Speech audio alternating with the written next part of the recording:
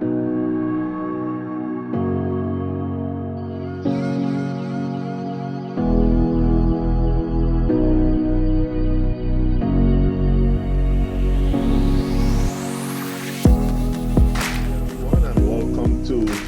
the Microscope. I'm your host, Marcus Benjamin, and today I have Dereck Skeete, who is also my co-host, and we have a very, very special guest by the name of Mr. Barry Daley. But before I introduce my co-host and our guest for today, this video or this episode is being brought to you by A&M Career Consulting. We are focused on bringing a high level of career coaching to individuals who are in underserved communities. Some of the work that we provide is pretty much around resume building, resume writing, cover letter, LinkedIn profile, coaching as far as mock interviews, and so many more.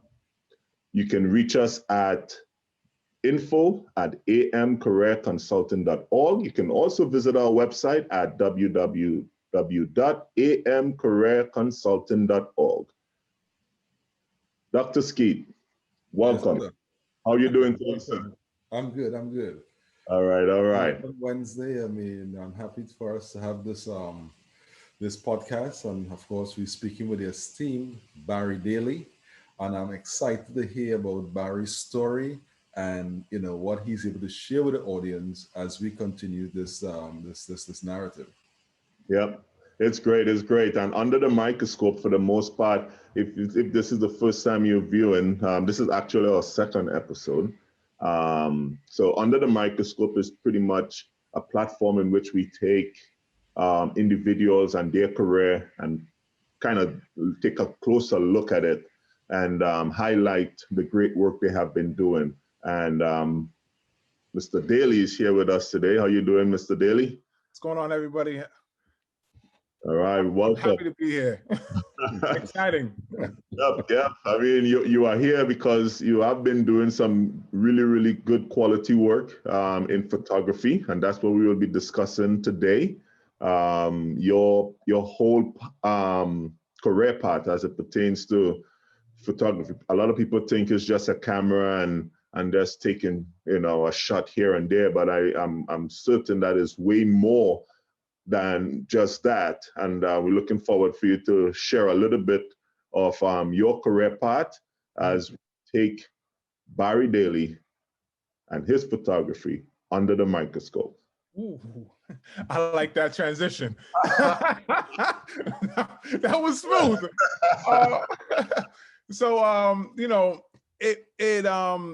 Photography for me,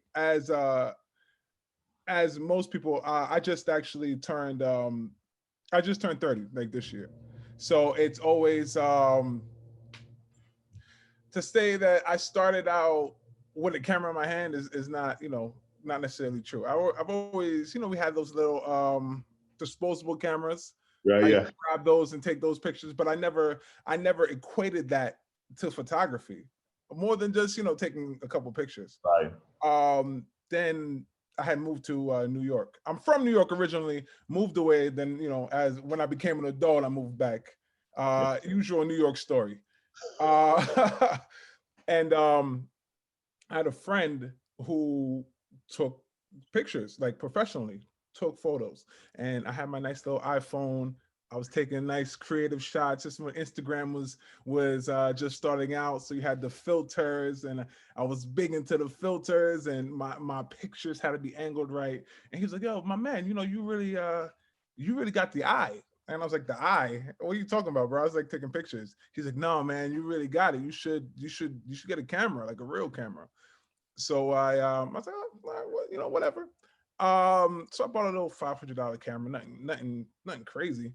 And I just started taking pictures, and I just kept taking pictures. I took my camera everywhere I went, I took pictures. And like, even now, like I got all the pictures I've ever taken, like on my hard drives. And you look back at it, and there weren't nothing special. I wouldn't even say there was anything good. But as time progressed, I started getting better. And when you start getting better, you you outgrow the performance of your equipment, and then you need to get better equipment to match what you want to do. And as those things come along, you just it just the natural progression of things is, well, if I want to buy this $2,000 lens, I have to be able to make $2,000 with said lens. So eventually I started charging people. And then I've always I tell people often, like, as much as I love taking pictures, the idea of charging money was hard for me at first, because one, it's so easy to me that it just, I want to try this. This is fun. I'm having fun. Why would I charge you for that? Where were you when I was getting married, man? Oh man, I wasn't that good yet. But and a lot of photographers have this. It's imposter syndrome, where you don't feel like you're that good to be charging as well. So like, I'm having fun. I don't feel like I need to charge you, and I don't feel like I'm good enough yet to be charging. And even though, like, you see people's work and people be charging out the gate, like, hey, I just got this camera, but I'll charge you X, Y, and Z, and then you will get that unexperienced work, and that you paid for. So I had to figure that out. And then my next issue was I didn't want to start charging, and then the photography that I loved and adored, and that was so personal to me, and it was my therapy. I didn't want that to become a job. You know what I mean? That was huge. So while I lived in New York, I did a lot of free work to build my portfolio, which I enjoyed to do, and I wasn't really charging a lot. It's not until I want to say I recently moved to North Carolina, where I took my photography to the next level, and I'm comfortable with charging people, and I found a balance between work and fun, and that was such a big difference. Like, I was actually going over my website numbers with my friend BarryTakesPictures.com, but and I was like, yo, look, you could see, like, this month alone in February, I had about 300 hits on my website. In comparison to last year, where I had 371 hits for the whole year. So it's all about your mindset. And when I was able to get that mindset together and say, hey, this is what I'm passionate about. This is what I'm comfortable with doing. I am good at this. And if I'm not good, I'm better than that guy. Ari, as you're speaking, I'm listening to you here. And tell the audience, what was the impetus that made you realize that you wanted to transition from just someone taking pictures in a cell phone to a professional photographer? But there's a big difference. Some people take pictures, yes, but are they professional photographers? So what was that moment, that aha moment for you, that made you realize that now I want to become a professional photographer and not just a picture taker? Photography is an expensive hobby. Very expensive hobby. And I'm big into sports. I'm a huge football fan. And once I decided to combine my passion for sports and my passion for photography and take pictures of sports, that alone, to get the best sports camera, costs $6,000 right now. $6,500. If you want, you could do that. You could buy that, and then you could explain to your wife why you have this $6,500 piece of equipment here and you're not using it to make money, right? When that eventually hit me, like, I got all this equipment, I'm not, and that can make money. And then you see other people who are making money with the same equipment you have or less, doing the not the same quality of work that you're doing, right? It just clicks. Okay. So you said that from listening to what you just said here, your genre is sports, and you combine your passion with that genre. So Yeah. just tell us about a moment where you really captured an image that really stood out for you, and it really was an impactful photo from a football perspective. I used to back before I moved to Brooklyn, I used to live in Harlem, and there was a football team called the Harlem Jets, youth football team. So I used to reach out to all the coaches in the area, anybody that would take me, because it's volunteer work, because that those sports teams are volunteer coaches, and I have no problem volunteering my time. Um, so I wanted to shoot that team, and then there's another team in Brooklyn called the Kings County Chiefs, which I thought was really is a play on words, because Kansas City, the KC, Kings County, same color layout. So I thought that was great. So I emailed them at like 12 o'clock in the morning. I was just up. I'm like, I want to take pictures. And the coach for the Kings County Chiefs emailed me first, like 1 o'clock in the morning. Come on, take pictures. So I was there every Saturday morning. I was uncomfortable at first. I didn't, dealing with kids, you don't know what exactly you're doing. I was learning the equipment. I was on YouTube watching the videos. How do I shoot sports? How do I figure this out? And a lot of my shots were out of focus. And I used to. It was a lot of guesswork involved. Where do I stand? How do I do this? But taking the knowledge, I'm such an avid football fan. I'm watching the game. I'm enjoying myself because I'm watching football. And I know enough about football to say, oh, this guy's open, he's gonna get the ball. And when I figured that out, and I'm like, oh, if I know what's gonna happen before the play happens, I know where to aim my camera at. And I was just in position. This kid was running open. I'm saying, oh, he got to get the ball. So I sat down and I just focused on him. And he's running, and he goes up, and it's raining. And I took about 12 shots, real quick. And of those 12 shots, 11 was out of focus. But that one that was in focus had him over the rain, catching the ball. And I was like, this is it. This is what I want to do for the rest of my life. That was the picture. And then every season, I did it for like 3 seasons. And every season after that, the pictures were just better and better and better and better. And I miss it. Like this year I wanted to go. I was looking at youth football teams in Raleigh, but the pandemic that started. And I used to tell people all the time, like, this is my NFL year. This is the year that we have so many colleges in Raleigh. Like, it's a college city, and I'm still reaching out to Duke, UNC, all these other places, because I want to make it to the NFL. That's my personal goal.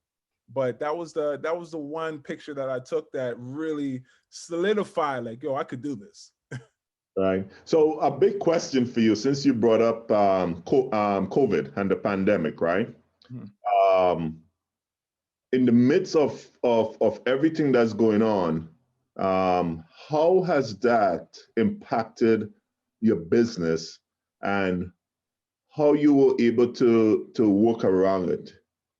Got you. I would say 2020 absolutely devastated businesses. My business in particular being I also do events, weddings, baby showers, birthday parties, quinceañeras, bat mitzvahs, all that. There's no events. Period. There's no events. I mean, now we might get. I think I did like 2 weddings last year, but I took that time to learn. That was my transition period, because I sat there and I watched, okay, this is how you run a business. This is how a business looks. This is how I set up my website, set up the best options for me, as far as how do I collect payments? How do I automate these things? And I sat down and I mapped out what I wanted to do, where I wanted to be, and how I was going to get there. So 2020 was a lot of learning. I took that time. I stayed on YouTube, and most importantly, 2020, I decided to get into video. That was huge because I didn't do video before this. I was like, man, video, that's not for me. I'm a photographer, period. That's all I want to do. Video's just photography at 24 frames a second. But I decided to switch it up because I wanted to be a business. I want to be a one-stop shop. So in order to do that, you got to offer everything. So I had to learn how to fly. I had to learn how to edit videos. That's new. I just learned that this year. So yeah, so I had to consistently get better with that. So is it safe to say, in the midst of the pandemic, and yes, it brought, and it's still bringing a lot of havoc to the world's economy, right? Where you go in the world, the economy is being impacted, families are being impacted. But in spite of all of that and all the hurt and everything, you know, is it safe to say that the pandemic has brought about or forced us to now change the way how we go about doing things and then bring out that innovative side of us? Kind of it made us uncomfortable. And is it also safe to say that when, as human beings, when we get in an uncomfortable position, that's when we discover our true potential? Is it safe to say that? Absolutely. It absolutely was it was a force. It was either one of those things where you give up, there's nothing I can do. I just have to wait until things open back up, or you make moves. And I chose the latter. Like I said, I've never done video. I was asked to do video.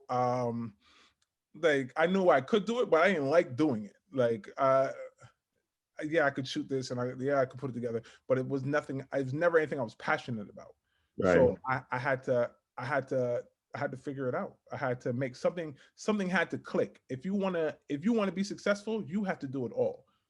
Especially now where you don't want, especially running a business, you don't want anybody to go anywhere else. If you running a career consulting, yeah, I could tell you how to get a job, but I don't do resumes.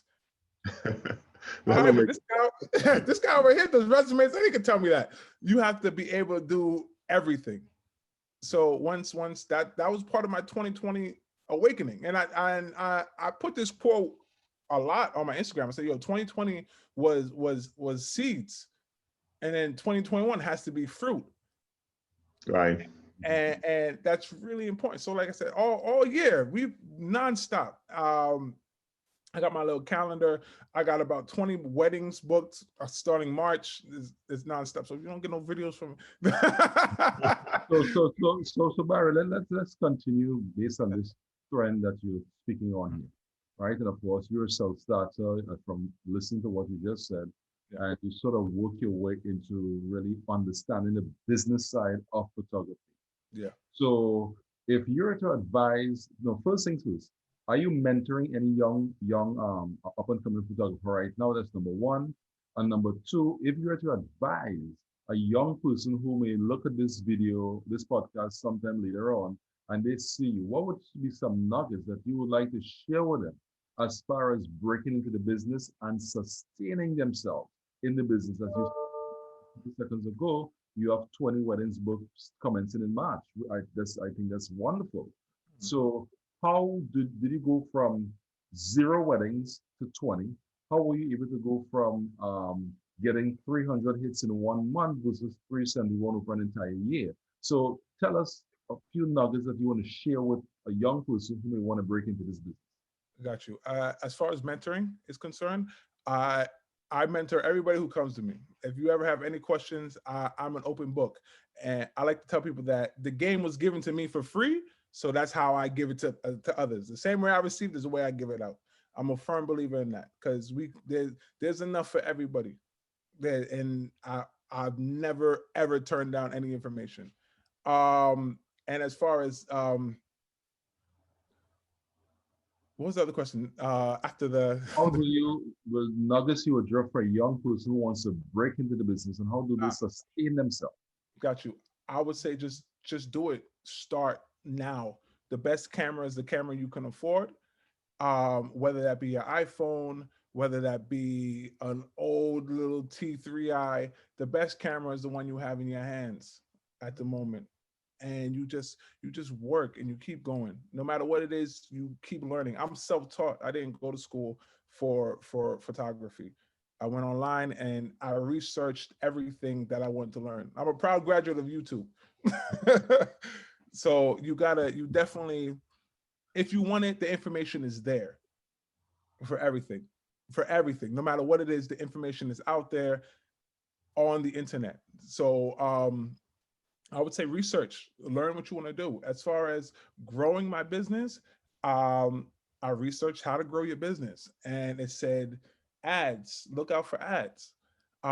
So I researched how do you put Facebook ads? How do you put out Instagram ads? And I took my best photos and I created ads with them, and I said, hey, if you're in this area, I'm offering photo shoots. Boom, boom, boom, boom, boom. This is my price range. Boom, boom, boom, boom, boom. I joined every single wedding Facebook group I could possibly join. And I said, hey, if you're looking for a wedding photographer, come talk to me. I'm offering free engagement shoots where we're able to talk, we're able to vibe, we're able to have a good time. And when you see my work, you're not going to go anywhere else. I'm confident in my work that I could offer you a free engagement shoot. And after we do an engagement, you, man, these pictures are amazing. You're going to go to somebody else? No. So that's the trick. I like it. I like it. Yeah. I used that Google ads. You just got to get your name out there. People got to see you. What I also took, which I thought was a really big advantage for me personally, is I'm from New York. In New York, there's Swag. so I'm different, right? I'm able to talk, I'm able to speak different. I don't sound like everybody else. I have a lot of energy. Even at weddings, my tagline, how my hook, line, and sinker for people when I sell them on my weddings, and I say, hey, if my goal at the end of the wedding, if you get these pictures back, I want you to say, yo, how come Barry's not on none of our photos? Right? That's how we're family at the end of that wedding. So you just gotta learn how to market yourself. And like I said, there's courses, there's free courses on that. There's ways that you can learn and you figure out and you just do it. And then you find out what works. You find a way to organize yourself. One of my biggest weaknesses is organization. As a creative, I'm just not an organized person. I'm organized chaos. So I had to prior to 2020 and learning how to organize, I got into Honeybook, which is how I organize all my events, all my projects, everything. And the email comes in, it reminds you, hey, reach out to this guy, charge him this is your packages, this is what you want to pay. And when I did that also changed the game for me, because that's one less thing I got to worry about. Right. And it's so crucial especially when you have your own business, and sorry for saying business, but when you have you exploring your hobby. Yeah. Right. Because I think one of the greatest things is doing something that is a hobby and not a job. Yeah. Right? Then you really pride yourself on it. And definitely, I think applying yourself, right? As you mentioned, doing the research, working on your craft. Yeah. Because at the end of the day, if you don't work on your craft, then you won't improve. It's just like any football player, any basketball player, any baseball player, any public speaking professional, right? They gotta work on their craft, because that is something that people see, and you want for them to be able to see a really, really good product. So I have a question for you. So photography, is it really a lucrative business, given the cell phones and everything that people have with all of these different fancy cameras. I see cell phones now have about what, 5 or 6 cameras on it now. I'm not sure. Yeah. How lucrative is it for someone, even especially in this time, who might enjoy doing photography and might use this opportunity that COVID bring, because there are opportunities, right? Out of the dust comes opportunities. Yeah. So if someone is inspired to do a career change, how lucrative it is in terms of photography. I think with all things, it is you get out what you put in, first and foremost. I'm not at the point where I could quit my day job yet, but I know plenty of photographers who can clear 150 a year, and they're just constantly working. Every day they do 3 or 4 shoots. Um, and that's eventually the goal. That's always the goal, that you could turn your hobby into your day job. But it like I said, it all depends on what you put in for it.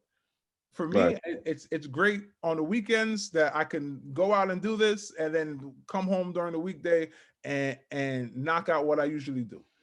So I don't think that a cell phone camera will ever replace physical cameras. So that's never been a concern of mine. Because there's a quality difference. That's a huge quality difference, Right. and there's an experience difference, and it's just, you're gonna want the best for these moments that are gonna last forever. Yeah, it's nice to have a cell phone when you need one, but I don't think people are I couldn't show up to a wedding with I got 3 cell phones. We're good. Don't worry about it. They're gonna look at me crazy. And even to that point, um, even with smaller cameras, people look at you kind of crazy. Like, they want to see, like, the I need 2 hands to hold this, and I got 4 cameras on me. It's the perception. Right. So tell us, Barry, that's not cutting you, Marcus. Tell us, Barry, about the challenges in this business, because I know everyone would see you or listen to this podcast and say, "Oh man, this guy just started with a cell phone, and look where he is, and he's continuing to grow and build." They don't see the challenges. They don't see the times when you had nothing happening and you just out there. And tell us about the challenges that you've encountered and what did you do about it. Got you. Well, the challenge is, first, you have to learn how to speak to people. You're running a business. That's that's huge. You are the product. It's not like, hey, I'm selling cookies. I know you like cookies. I got cookies for sale. No, you're looking for a photographer. I'm a photographer. Well, what's different? You got to learn how to sell yourself. You got to learn how to be a people person. You got to be an extrovert. And me, as I'm very much an omnivert, as far as I like to be by myself. But when I have to be an extrovert, I'm out there. So that's a huge challenge that I find, even now, even with marketing myself. I have flyers that I hand out and place on cards, and I see families. Man, you guys are a beautiful family. Don't you need some photos? Here you go. It's a flyer. That's that's hard, but you have to be able to market yourself, because if you don't, no one's gonna find you. No one's gonna see you. And secondly, another challenge is, um, I'm sensitive about my work. You might take a picture, and not to brag, it hasn't happened often, but I've gotten, hey bro, this ain't it. You know what I mean? And then when you get that, you're like, oh, wait, this is the best. You gotta be able to take criticism. You gotta be able to do those revisions. Like, oh, okay, you don't think this is the best. I think this is, I think this is the best. But you gotta be able to take that. So constructive criticism, you gotta learn to take. That's really important, especially when you're dealing with people's work. Your people are paying you for a service, so you can't, man, take what you get. That's not, you can't do that. Mhm. You gotta make these people happy at all costs. Cause weddings, photography in general is a word of mouth business. On Facebook, I could, you sit down and you see all the comments, yo, don't hire X, Y, and Z. I asked for my photos. They said I'll get my photos 3 months after my wedding. Right now we're going on 7 months. I'm trying to figure out, he's not reaching out. You see a lot of that. And that's terrifying. Because for me, who spent all year branding my business, figuring things out, for me to have to go rebrand, change all my names. You know what I mean? That's to start over is a terrifying thing. So you just gotta go. You just gotta do it. So there's so many challenges with being a customer service oriented business, and there's a lot of fears. So as far as Barry Daley is concerned, I know you said you're a graduate of YouTube University. Yeah. Have you taken any professional courses, let's say on lighting, for example, or in terms of, you say you're into videography, etc. So have you taken any professional courses outside of what YouTube or any other platform that you went on offered? And if so, what were the benefits? And if not, why not? I haven't taken any professional courses at all. Only because it's to my point, it's hard for me to see why they need it if I could have this information in front of me, and I won't say more digestible, but a more personable and a way that's at my time. You know what I mean? Like when I sit down at 1 a.m. and all the kids are sleeping and it's just me, and I could sit down and say, okay, boom, let me go on YouTube and learn how to cut a video up. Right? That's my time, is where I can learn, versus paying for a class, going into that class, hoping that I get the information I want to get out of these people who might not be better than me. You know what I mean? Like I've seen people charge for photo walks, and their work is not great, but people are paying for that experience to say, hey, you know more than me, so this is why I'm paying you. Right. I think so from what I'm hearing, YouTube University, right? Yeah. I know. I mean, I did my entire kitchen over just looking at YouTube videos. I've never been to construction school or you know, any kind of environment where that is structured, but looking at it, I just think there are some things that especially up to the individual, right? The individual plays a huge part in how far they're going to take their craft. And for me, I'm visual. If I look at something, I will be able to execute way better than, if I'm sitting in a classroom structured, right? Yeah. I think everyone learns differently. I agree. And I think once people are able to identify how best they learn, right, and being able to execute is important. Which I also think is important is you got to take yourself serious. You got to take your work serious. Yeah. And always keep polishing your craft. And that might be, looking at someone else explaining something, right? Even for me doing these podcasts, I haven't been to school to learn how to do it, and the lightings and everything. I went up on YouTube and I learned. So right around me right now is lights. I right? see. Thank you.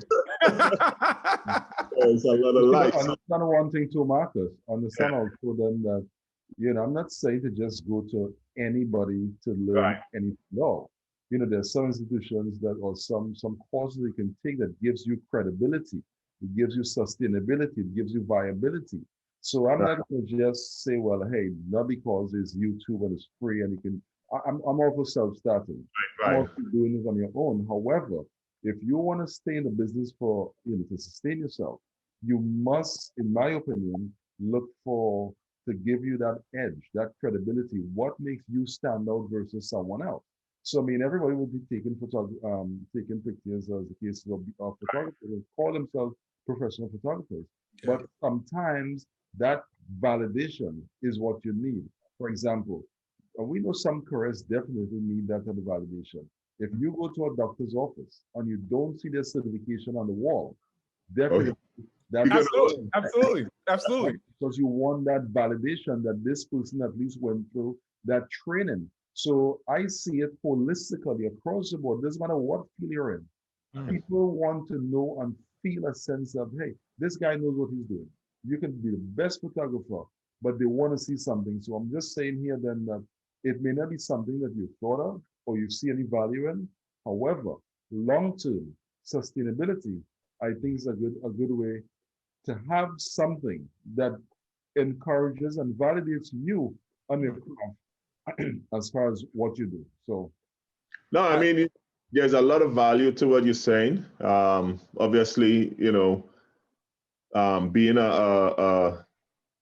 doing career consulting as I do with my the non-for-profit organization. Um, I went. So yeah, I used to look at stuff on YouTube how to do certain things, and you know, as what you alluded to, there is a lot of value to it. So in order, and again, it depends on the field a lot more than others. And I understood in my field that having that validation, as you mentioned, is greatly important because now I could stand on a platform and say I'm a certified career consultant, right? Because now I have the paperwork and I have, that background that I could stand on or that platform in which I can stand on. So, yes, definitely I encourage it. I think it's great, but I also encourage people doing the research yeah. side of getting that validation, to in order to be the best at their craft. I mean, we look at some individuals. I mean, some people may debunk this argument, right, and say, hey, look at some of these um, individuals who never been to college, but yet they are the best at what they do, Yeah. right? You have individuals probably in professional sports who probably just have a high school diploma, but their skill set was able to get them above. Now let's look at it. If they were able to now have that structure, environment, or that training of the mind and the exposure, as far as academia is concerned, probably when now that they retire, they're able to manage things better rather than always having to rely on others. So there's a lot of validity to it. And, one thing, yeah, I mean, you should, look at that, but definitely, it's not going to take away from YouTube because I mean, I'm a YouTube champ myself. Yeah. I think that I think it really depends on the profession, more so uh than just having the certificate. Because likewise, I would say that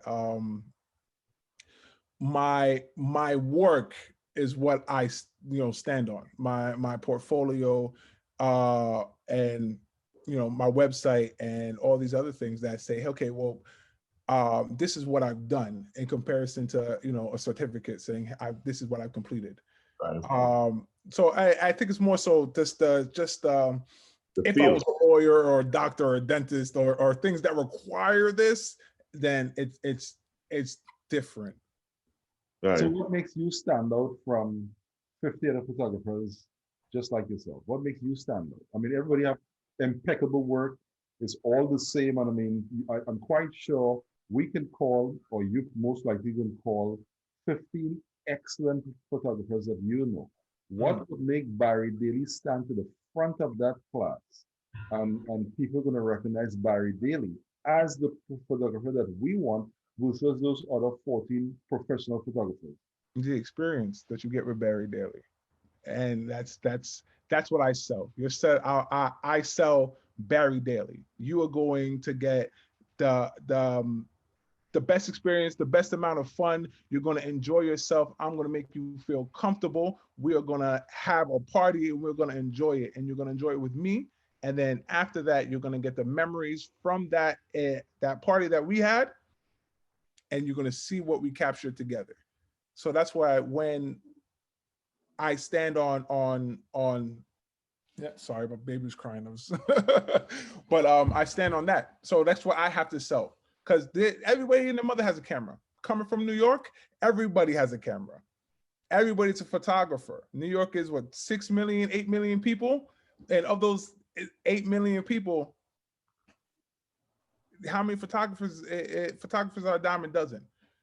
So coming to somewhere now in Raleigh where it's 300,000 people, and the competition is not as stiff. You still have to sell yourself. Yes, my work speaks for itself, but I'm selling the experience. And it's so you mentioned the experience. I think that's when you look at companies who like Fortune 100 or Fortune 500 companies who give a service. I think the new notion now is not service that they sell. It's an experience. You know, in the airline industry, in which I spent so many years, over 13 years, you know, it was about the experience. It's not about that service, right? And I think that is key. And I think for everyone that's watching this video, in anything that you do, especially if it's hospitality or service oriented, focus on selling an experience. Yeah.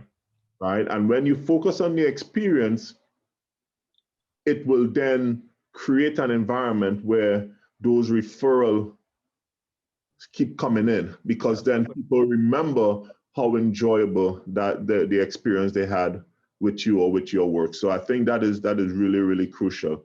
But I think we have or you have a opportunity as you move forward, you know, in your craft and your work, you know, to be the best you can at all time. And I mean, I've seen your work, and on the notion of that, I'm gonna put a little spin. What is your best work? What was the best wedding you did, or the best event? And then we're gonna go to closing off this episode. Got you. My last, I did a wedding for my good friend McEdwin. We did it in July. That was my first COVID wedding. COVID restrictions.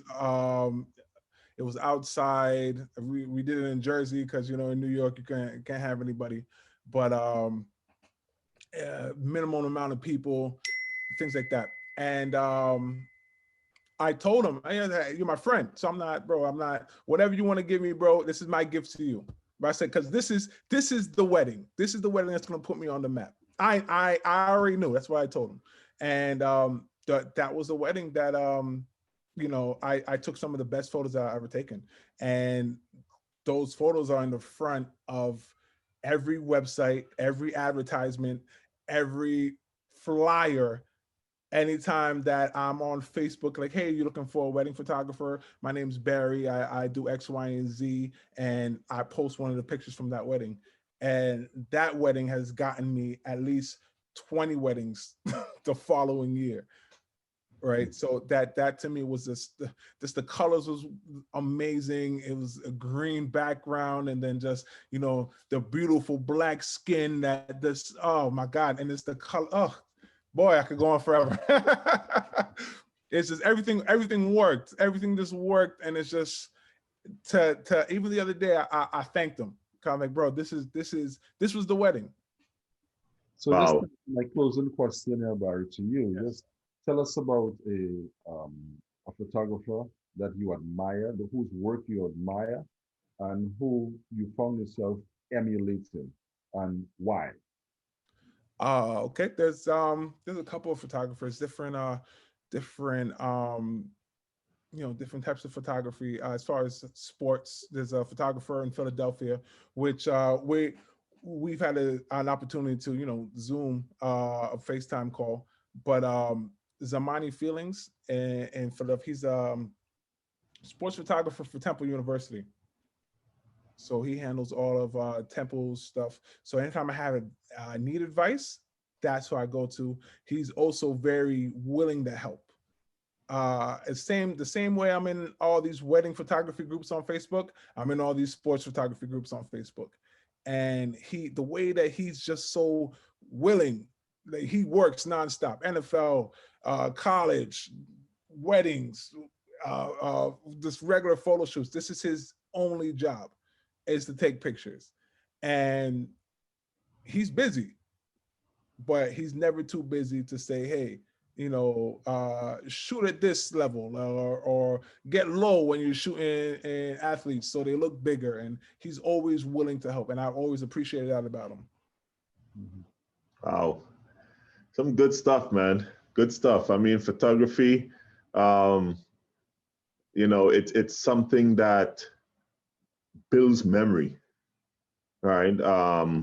Sometimes I go and I sit and I look at photos from my 10-year wedding anniversary compared to when I got married, and you could see definitely how times has changed with technology, Yeah. and how photographers are able to create sometimes illusion. Sometimes, to me, I could be wrong in saying that, but they create that photo, or they pull things together and create that environment that it just showcase the best of the person who you're taking, or that event. So I think that is really good. And if I can end with one last question from my part, how has technology impacted or impacts photography?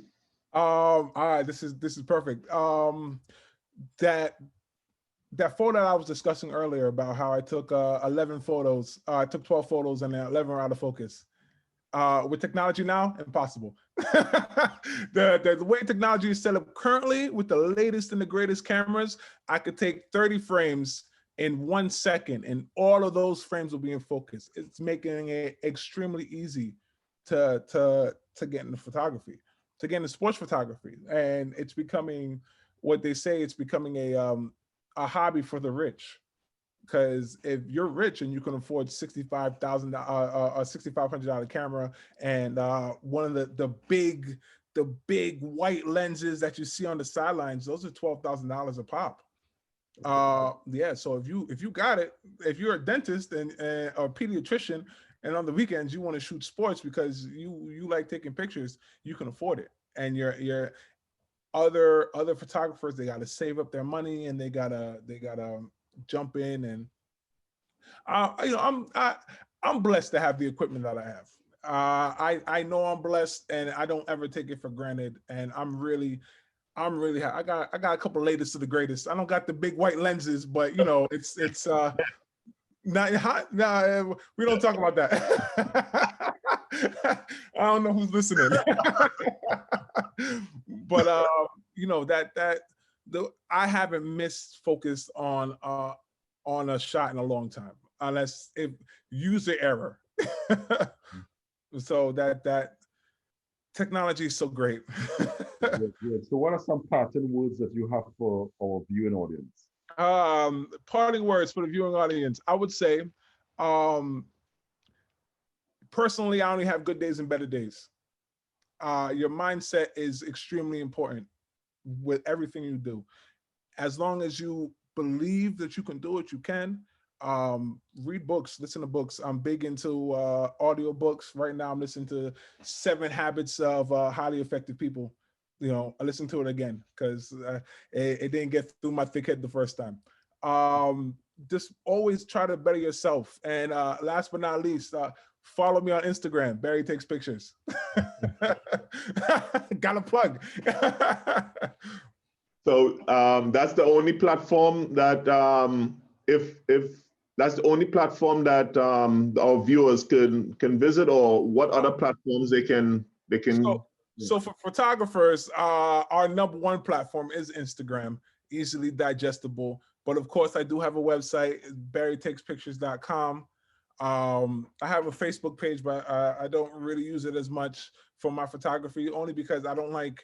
I'm such a big quality guy. Like, quality is so immensely important to me, and I just don't like the way my photos look on Facebook.